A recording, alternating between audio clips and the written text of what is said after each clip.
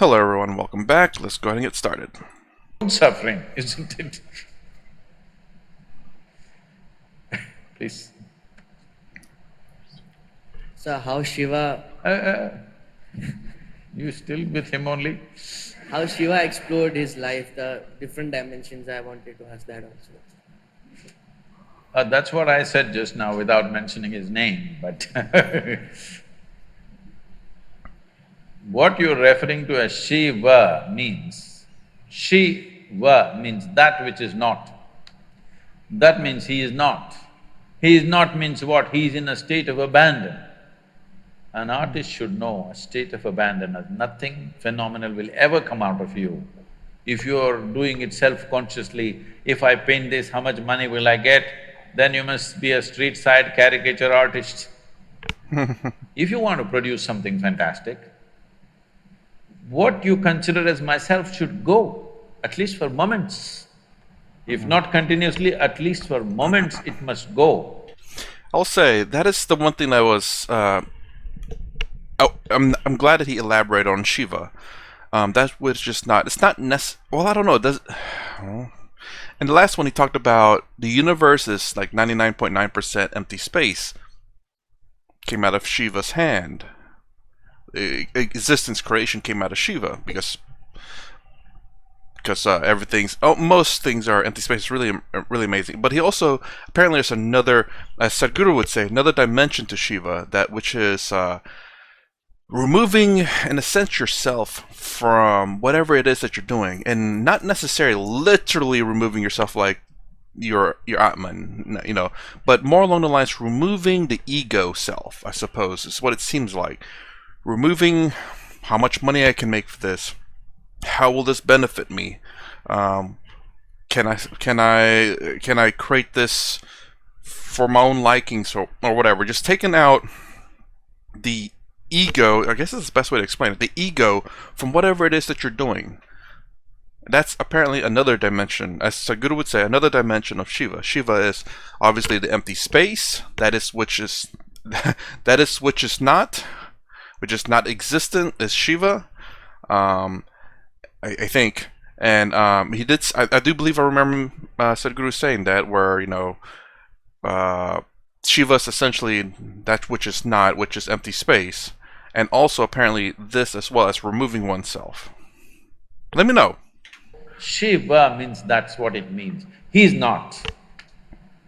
He's simply not. He's in a state of exuberance. When he's still, he's not.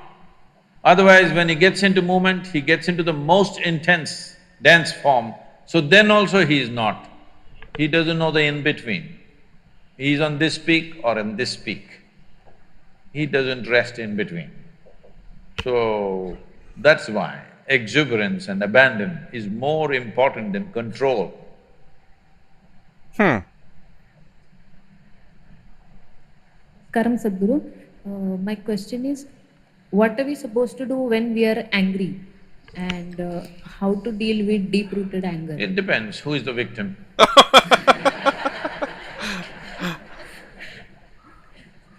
You please. Suppose you're angry with your mother, you behave one way. You're angry with your friend another way. You're angry with your professor,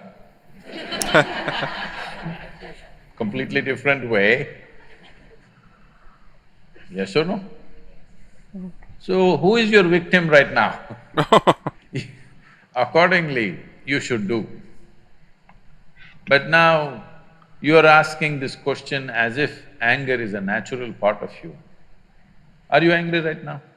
What's your name? Rohini. Are you angry right now? No. Then why are you bothered about anger? Once in a way you get angry. Yes? You get angry. Anger doesn't happen to you. You get angry. You like it? You don't like it. Then why do you do it? See, around us, so many people will do so many things that we don't like. Yes or no? So many things in Mumbai happening, things that we don't like are every day happening. But at least within you, Only what you want should happen within this, isn't it? Huh? Within this person, only what I want must happen here. I cannot decide that only what I want should happen with you, but I can definitely decide only what I want must happen within me, isn't it?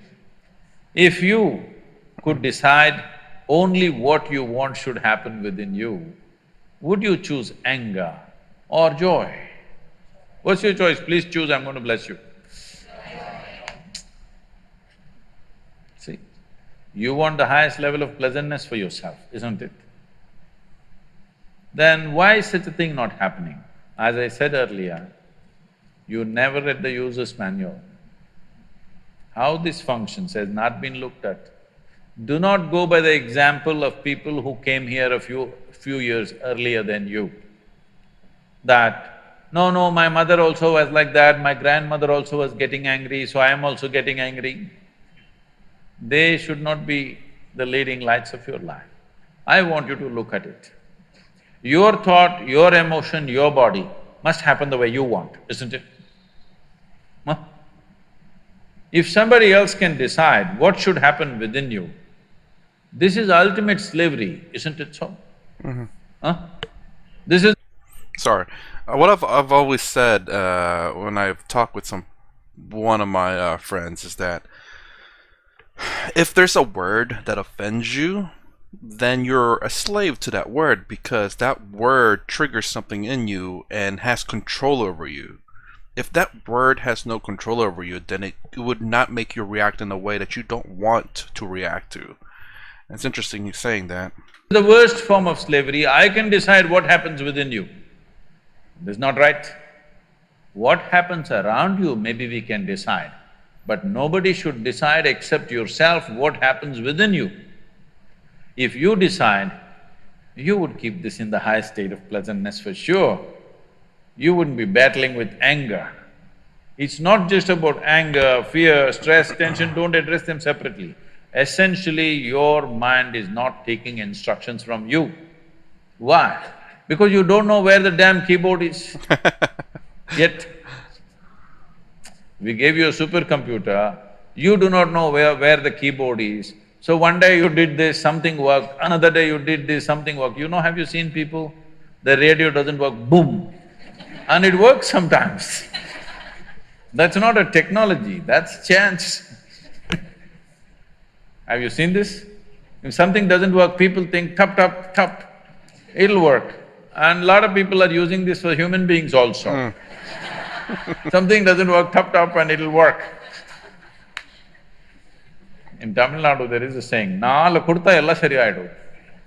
That means, if you slap them 4 times, everything will get fixed. Doesn't get fixed like that. Okay, so real quick with that one. I mean, yeah, he gives very good advice for sure. I just wish he would give him like, because I'm sure the question that maybe she has is like, obviously, you know, not getting angry is the goal, and but how to reach that goal though? And I wish that Guru would have said like, you know, if you want help with this, do my inner engineering. I think that's what, or come to his I don't want to say his temples. I don't know if he has temples or not, but come to his area. I don't know what you call his areas, but go visit his place. I don't know if it's close or not, if it's possible, or if there's another one that's close by, or you know, guide her in such a way as like, yeah, if you have this kind of issues, you know, there's I don't know if he should recommend close by temples or not, but you know, there's places where she could go to help her with those kind of issues, emotional issues. I mean, me saying issues sounds like it's really, really bad, but I mean, just, you know, help her in a way to maybe not get so angry whenever something happens. But yeah, the obvious answer is, of course, he says this in a lot of his talks, is to obviously not get angry. But you know, what are the steps for that? And I think inner engineering is going to be one, but also perhaps he can suggest some places that could also help with that. Because I think a lot of people are, I don't say old school, but like for me, if I were to go to school I don't think I could do online classes. I think I have to be in the classroom to do it, because I'll get distracted if I'm home doing online classes. I'll be doing other things other than my class, and yes, that's a problem too. I can't focus, but kind of like that. So maybe she can do online classes, or maybe she needs to be in an area, that kind of promotes that kind of behavior, I suppose, or teaching area, feeling, whatever. I don't know what to call it. Namaskaram, Sadhguru. Where are you? Where are you? Where are you? Oh. So my name is Jasvika Sahu. I would first like to really give a warm welcome to you from the JJ campus on behalf of the students. So we architecture students especially, were really aroused and excited about this event, mainly because we are very well aware of your contributions to your Coimbatore ashram. Ashram. There we So go. my question is a bit along the academic lines. So we as architecture students have always been taught to build in the context, to look at the culture wherein your site is, or wherever your project is going to be built. But now, when I see today the world, in India especially, urbanization is basically blind westernization, where we simply build glass boxes, which we know and understand that does not suit to the climate or the context of India. So my question is that we as Indians have not yet figured out what India's modern architecture is about, while we simply copy the Westerners. So what do you think should be India's modern architecture? That should be a question more directed to you. But you are an architect student. Go out and go to not like the, I don't know what to call it, rural India, I suppose. Like, go out into the country and look what India is about, or the structures of it, and get inspiration that way. I would say, I mean, I don't necessarily think there's anything necessarily wrong with copying what's good, but I mean, if you want to style it up, and which apparently they teach over there, which I think is a good thing, to have your own kind of look at the surroundings and see how to, I guess, build upon that. So, was it? I think in Britain, should I say, not British? They're all so built tall and slim. Not exactly an American thing, although I've noticed there's a lot of houses that are built very close together, and I don't really like that. I like room on both sides of the house, and the back and the front, kind of like a buffer of room between my place and my neighbor's place. I noticed there's a lot of houses over here where this is your wall to your house. Okay, let me do it this way. There, this is your wall to your house. This is inside your house. This is the wall to the house, and your property line's right here at that wall. There's no windows here, but the property line of your neighbor's right up against your wall. I don't like that. I don't know why. It's not my thing, but it does compress and get people closer together. But it's not my thing. So I would say, explore India, find out what is Indian architect, and interpret it your own way. You are Indian culture, Indian architect, build Indian architect, That is what you're going to school for. Why we copy the West, not just in architecture, in just everything. I see a whole lot of women in Mumbai have turned blonde.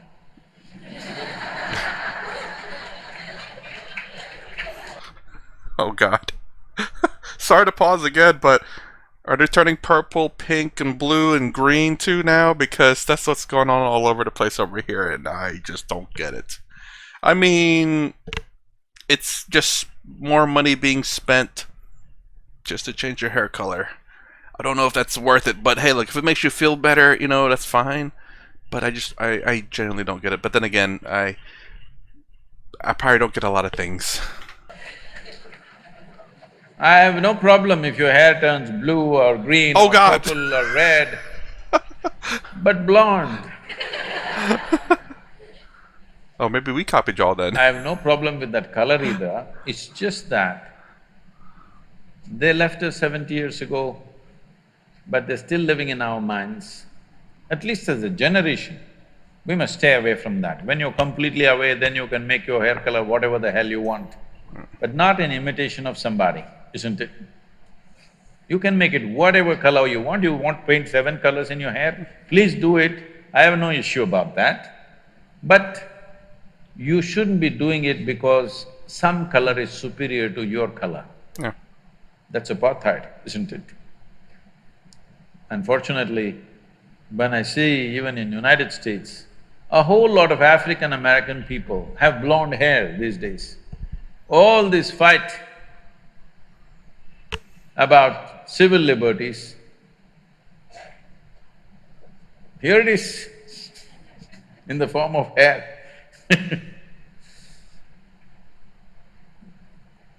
What you like you can do, but you are not doing what you like.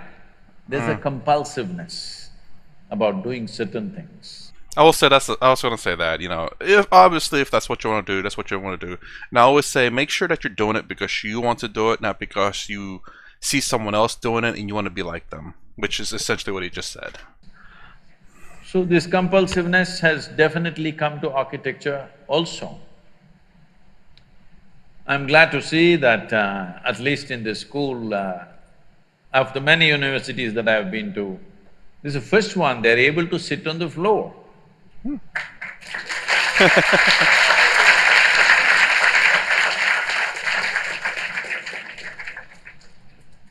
Most people are stuck like this,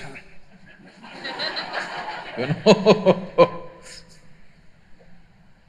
See, I can't sit without a chair or I can't walk without a crutch. Is it very different, I'm asking? In some way you crippled yourself, isn't it? What are you going to do if I leave you in the forest? How are you going to shit, I'm asking? Yes. Because people think there is some kind of fashion in crippling yourself.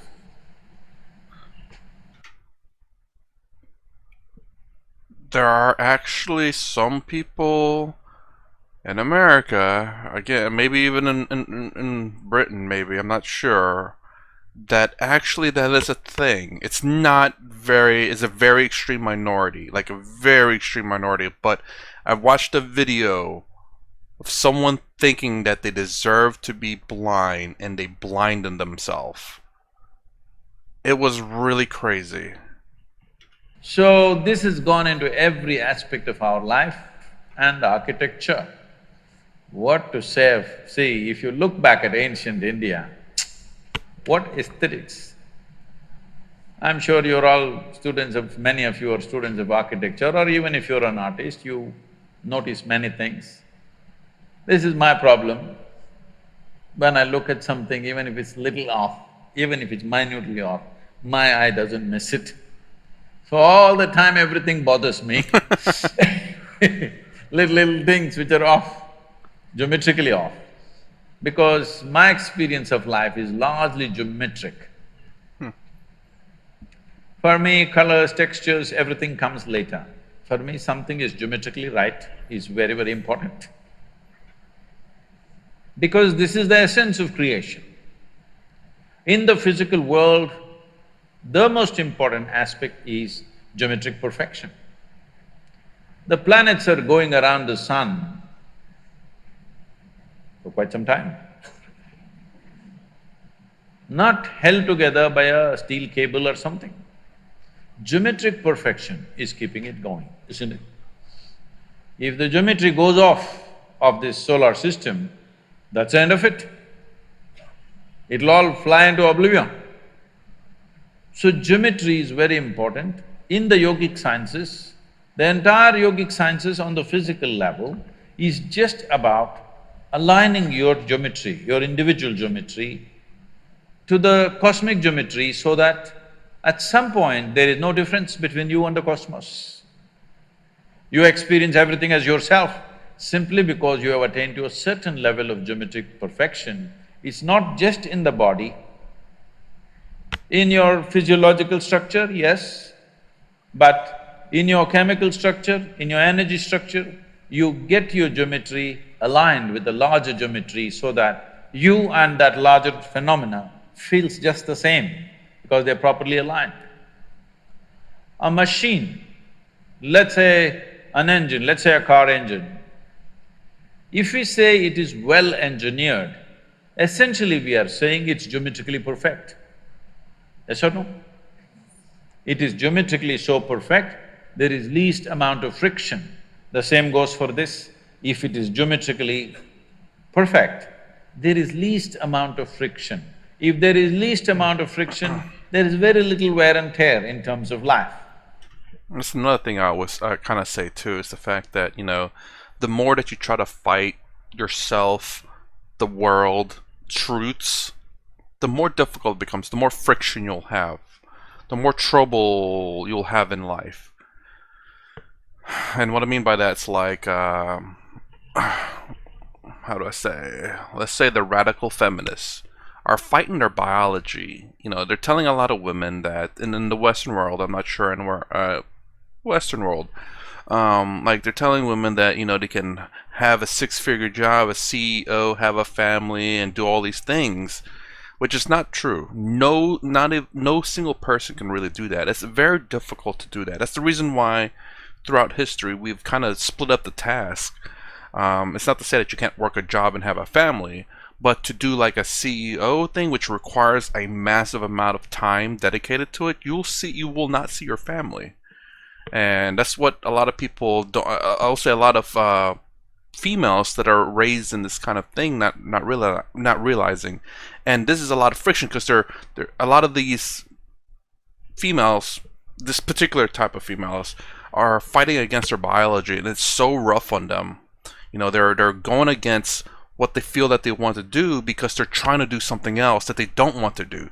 So not only do they have two rough spots, going against their biology and going against what they don't want to do. They want to become, they think they want to be a CEO, but they don't. They're fighting against that. They're wanting to have a family, but they can't because they have to be a CEO, so they're fighting against that. That's on two fronts. They're having already a friction to it. When you're fighting against yourself, when you're fighting against just anything in general, it's gonna have friction. Even if you like a disagreement with someone, if it gets kind of heated, it's gonna be friction there. But if you're fighting against certain truths, certain biologies, like if you're trying to stop the world from spinning, you're gonna have a hard time in life. So architecture is dwellings and usable buildings that we build. In some way, they must find their place with the rest of the creation. I think we've lost this completely simply because we got certain liberty with material. Once steel and concrete came, we thought we can build like this, we can build like this, we can build like this, whichever way we want, because of the strength of the material. Doing things with just sheer force is all right sometimes for utility. But if you do everything like that, your life will become ugly. Not only the building, your life will become ugly because you're doing things with force.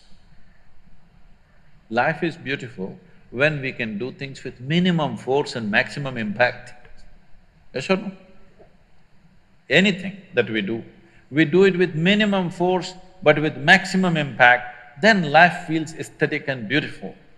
If you exert maximum force for minimum impact, that's a crude way to live.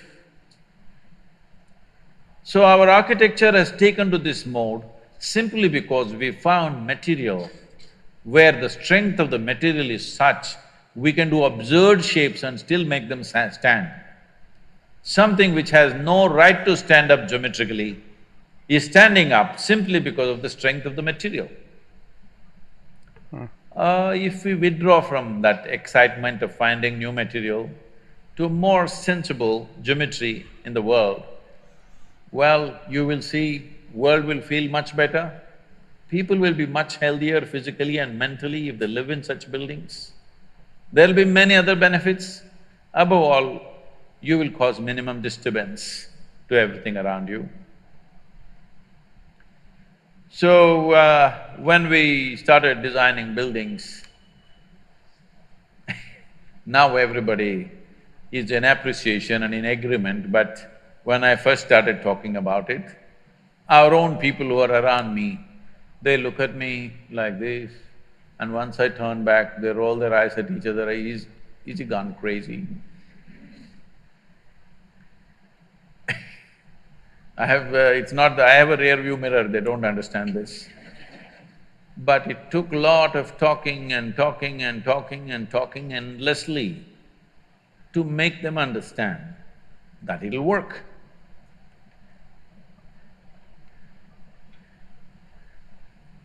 Some of you said you've been there, is that so?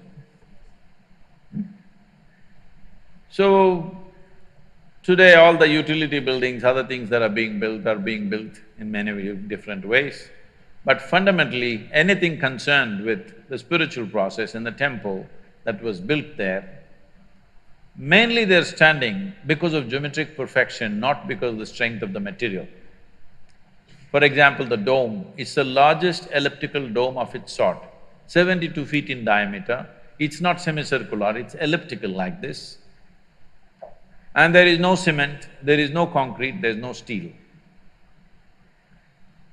The simple technology is all the bricks are trying to come down at the same time, but they cannot come down. It's just like if 10 of you try to go through the door at once, you cannot go unless one person has some courtesy and they step back. It's my confidence in the bricks that they don't have courtesy, none of them will ever step back. So they stood there. The force of gravity, which is supposed to bring it down, held it up. See, right now this building, any flat roof for that matter, right now there is a fight going on between this structure and the gravity, going on. Right now going on or not? It is going on. One day somebody will win. Who do you think will win? Gravity will win, for sure. But we built buildings in such a way, because of gravity, it is staying up. It is not something, if you observe things in nature, it's all… a whole lot of things are built like this. So, we never used any steel, just brick, soil, sometimes a percentage of lime, that's about it.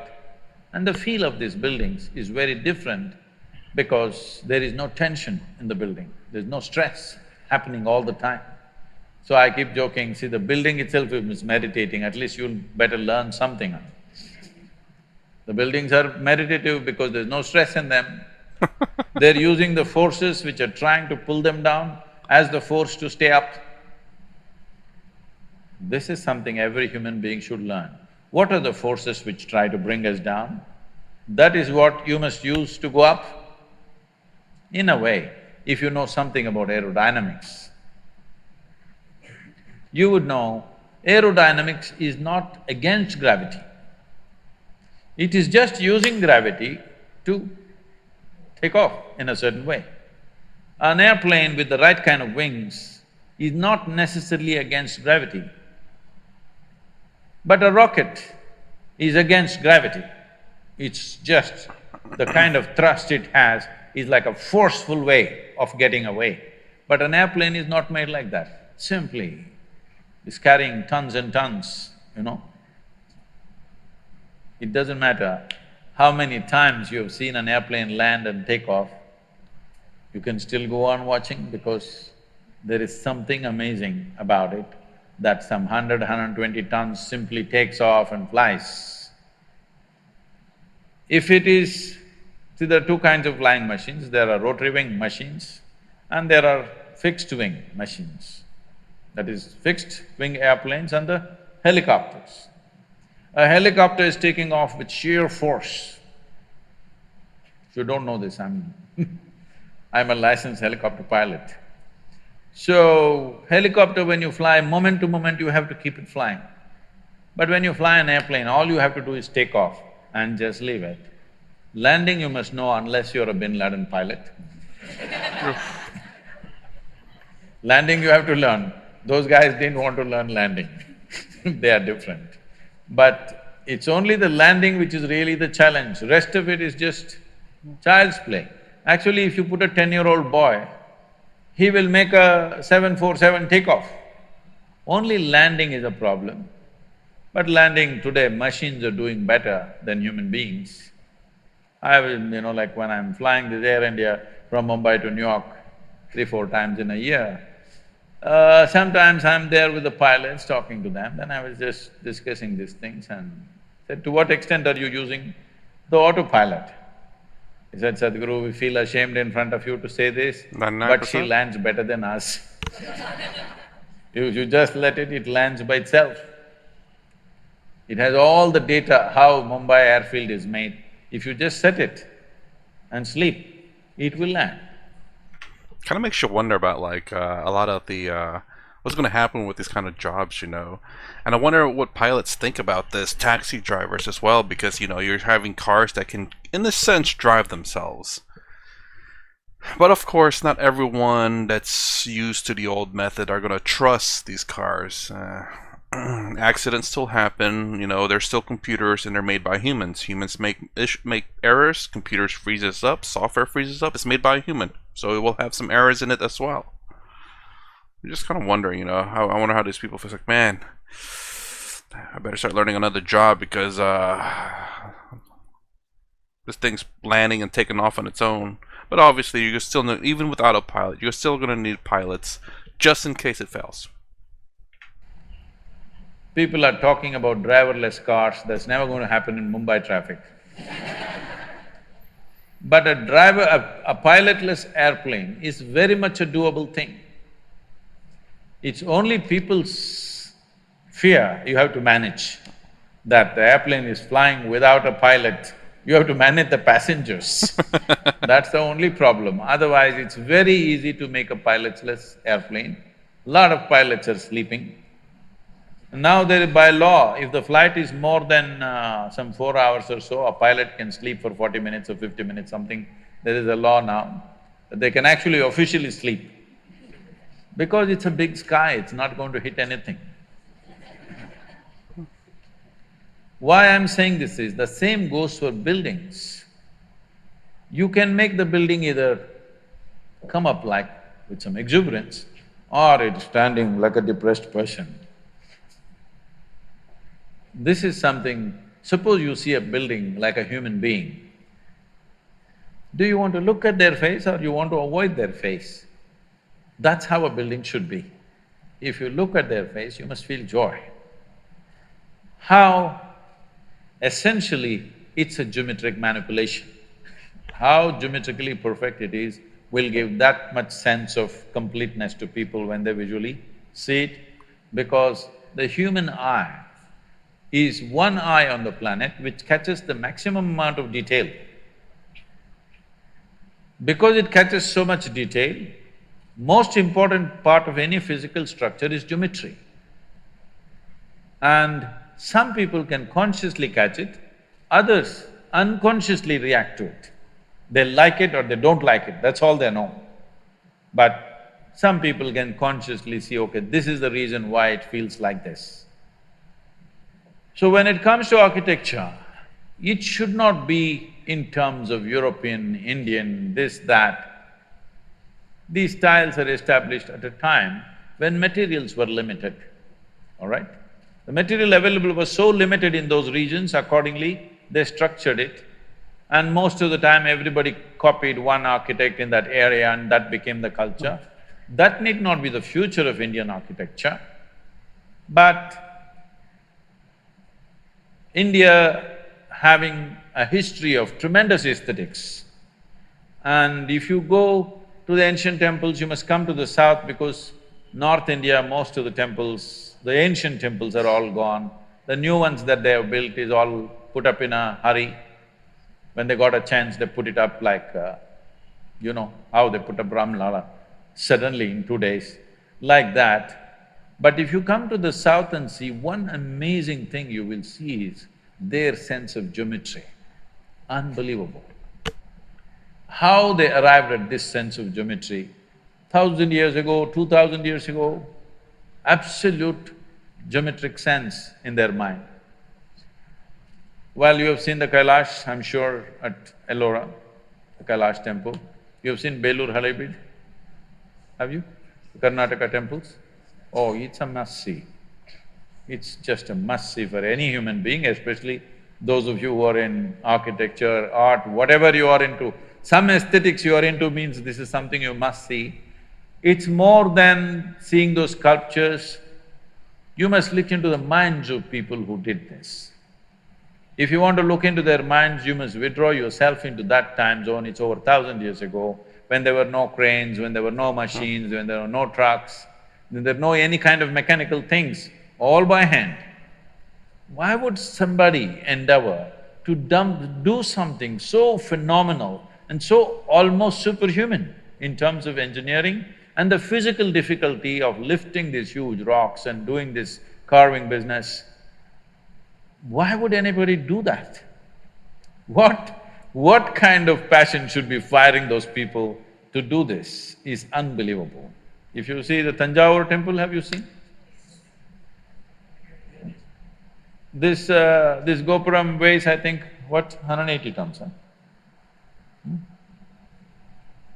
180, is it? Does anybody know? I think somewhere in that range, over 120 tons for sure. And it is at a height of 160 feet. They put a ramp of 10 miles, a mud ramp, and they brought this single piece of stone, 160 feet high above, and made a gopuram out of it. Exquisitely carved. Well, in Karnataka, what they carved is soapstone. In Tamil Nadu, Tamil people are crazy. They carved granite into very fine structures, which is far more difficult than carving soapstone. And they put it up there. What is it that's firing these human beings? Before you take up any project, you must visit this and see what kind of human beings are these, you know? Just for aesthetics, you understand? Not for livelihood. It's not a factory shed we're building, just for aesthetics. They were willing to invest their lives absolutely, everything they got. I think we need that culture back if we want to create a beautiful India, very important.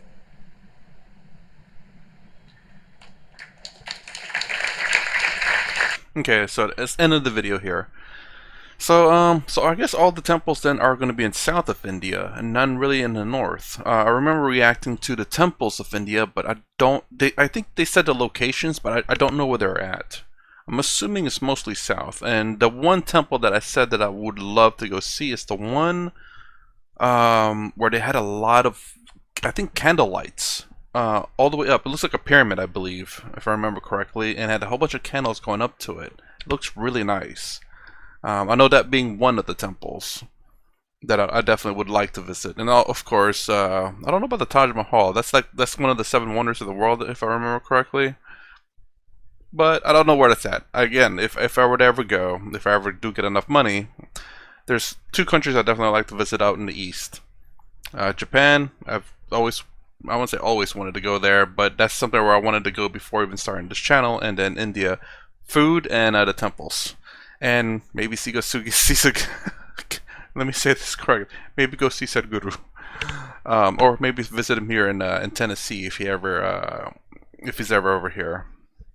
But yeah, and this is a really long answer for about an architect question. He went on a couple of things about like autopilots and about like how certain structures are made because of the material. And obviously, I do believe materials matter, but you know, whatever materials that you have, it's the way that you kind of have to build your structures. It becomes part of the culture, not because it is the culture, but it is the necessities that you are limited with. You know, like I guess in Britain, their country is very small and there's a lot of people, so they kind of have to build everything really close. But then again, you look in America and metropolitan areas, you know, building skyscrapers and everyone's living really close by on top of each other and stuff. So even then, even though there's still plenty of space in America, in metropolitan areas they're building skyscrapers just because there's a lot of people live in a very small area, and they can't build out, so they have to build up. So yeah, I wish she would. I hope she got the answer that she wanted. And you know, if I don't know what kind of architect she's going to be, but hope she gets inspired by, you know, exploring India and finding out what structures she will design from her inspiration. It's kind of like that one guy in the video I reacted to.